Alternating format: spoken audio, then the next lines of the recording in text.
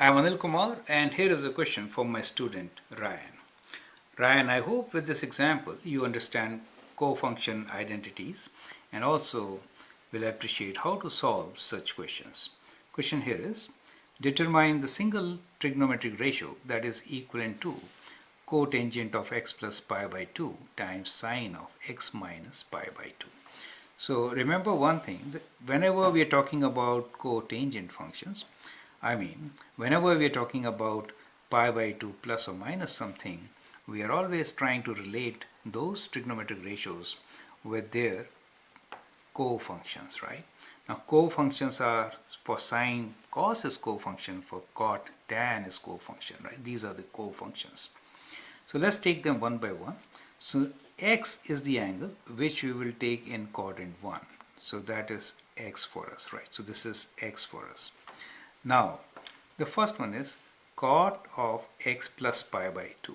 Now if to this x I add pi by 2, then in which quadrant will I be? Now if I add pi by 2, that means from here I'm adding pi by 2. This is pi by 2. Do you get it?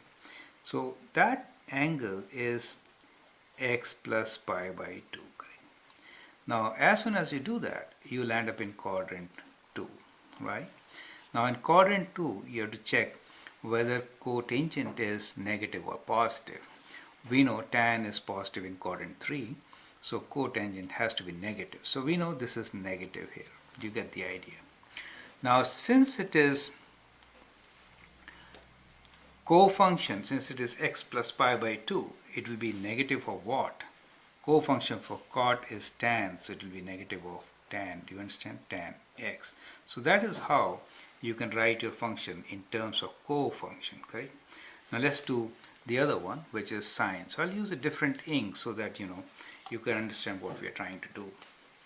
Now here we say sine of x minus pi by 2. So this is x, and if I take away pi by 2 from here, where do I land, right? So x minus pi by 2 will give me a position there. Do you see that? So forming this angle now will be x for me, correct? Now what really happens here? You land up in quadrant 4. Do you get the idea? So this is x, and then you do minus pi by 2. So you take away pi by 2 from x, correct? And so you land up in quadrant 4. In quadrant 4, sine is negative. Do you get it? X minus pi by 2 brings sine here.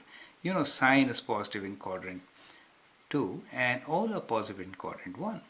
Now in quadrant 4 sine is negative, so I have to write negative sine, right? And co-function for sine is what? It is cosine. So write minus cos, right? It's a good idea to cos x, right? It's always a good idea to write them in brackets, correct? Otherwise there is a lot of confusion. So what we get here is basically cot of x plus pi by 2 is minus tan x, and sine of x minus pi by 2 is minus cos x. Now we can write tan as sine over cos.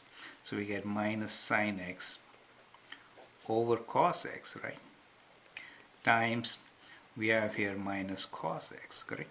Now minus and minus becomes plus, cos x cancel, so you are left with sine x. Do you see that?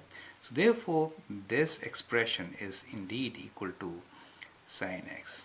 Do you get the idea?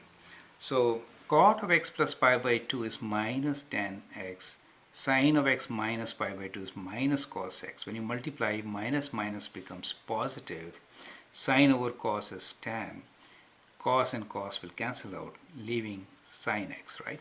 So this expression is indeed equals to sine x. That is how it works, right?